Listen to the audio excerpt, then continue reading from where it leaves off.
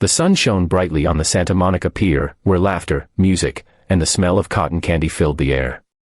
Families strolled across the wooden planks, children tugged on their parents' hands for rides, and couples leaned against the railing, watching the waves crash below. Yet, amid this lively, cheerful scene, one girl sat quietly in her wheelchair near the carousel, trying to blend in with the crowd.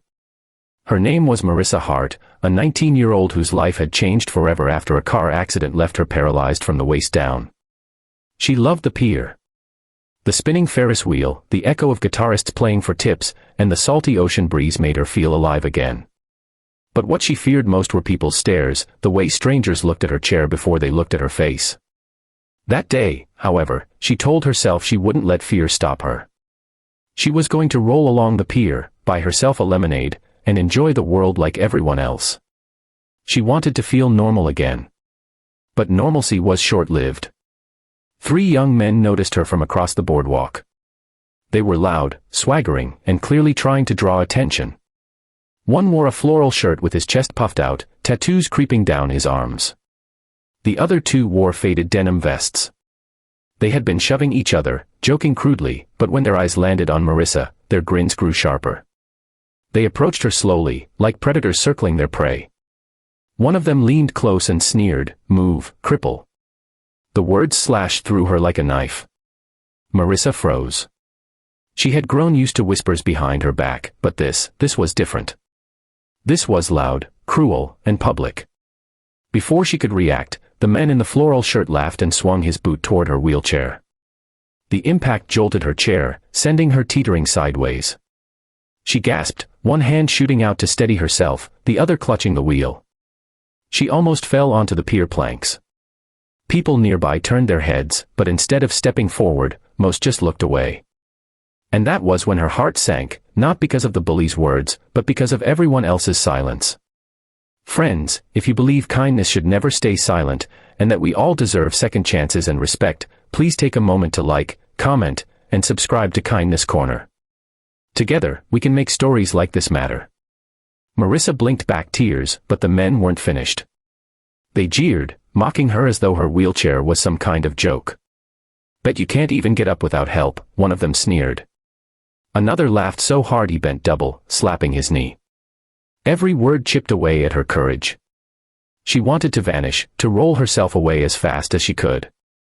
But her arms felt heavy, frozen. Then something began to shift in the atmosphere. At first, it was the sound, a deep, steady rumble that vibrated through the pier planks. The laughter of the bullies faltered as heads turned toward the street leading to the pier. One by one, motorcycles rolled in, chrome glinting under the California sun. Black leather, polished boots, tattoos that told stories of lives lived rough and raw. They came in numbers too many to count, dozens, maybe more. Engines growled like thunder rolling in off the ocean. The pier seemed to tremble as they parked their bikes and dismounted. A sea of bikers, broad-shouldered and grim-faced, began walking toward the commotion. Among them were men and women, old and young, but all carried the same expression, anger tightly coiled into silence. Their vests bore insignias, but it was not the patches that mattered, it was the unity, the brotherhood, the sheer force of their presence. The bullies, once so loud, suddenly grew pale. The man in the floral shirt dropped his mocking grin. His eyes darted left and right, searching for escape, but the bikers closed the distance too quickly. The boardwalk crowd had grown hushed, all eyes now fixed on the scene unfolding. The once busy pier felt like the stage of a movie. Marissa's breath caught in her throat. She had never seen anything like it. A wall of leather and steel approached, their boots striking the wood in unison. The leader, a towering man with a silver beard and calm but furious eyes, stepped forward until he was just a few feet away from the bullies. Without a word, he folded his arms, his glare so sharp it could cut through bone. Behind him, the rest of the bikers fanned out, forming an unbreakable barrier around Marissa. The bullies shuffled backward, suddenly so small, their bravado evaporating in the face of this silent army. No one laid a hand on them, but the message was clear: you will not touch her again. Marissa could feel her pulse racing in her ears. For the first time since the accident, she didn't feel small, or pitted, or weak. She felt protected. Important. She felt seen. The bikers didn't raise their voices. They didn't need to. Their presence alone was enough to shift the balance of power. The pier, once filled with cruel laughter, now buzzed with awe. People who had turned away earlier now stared wide-eyed, some even lifting their phones to record. The bullies, realizing they had become the villains of their own show, stumbled away, their shoulders hunched, muttering curses under their breath. And then, the most incredible thing happened. The leader turned to Marissa, his stern expression softening. He crouched slightly so he could meet her eyes at her level. "You're safe now," he said gently. His voice was low, gravelly, yet filled with kindness. Marissa's eyes welled up with tears she had tried so hard to hold back. She nodded, unable to speak. Around her, the bikers smiled and gave her thumbs up, some resting their hands on her chair in quiet solidarity. They didn't see her as broken. They didn't see her as a burden.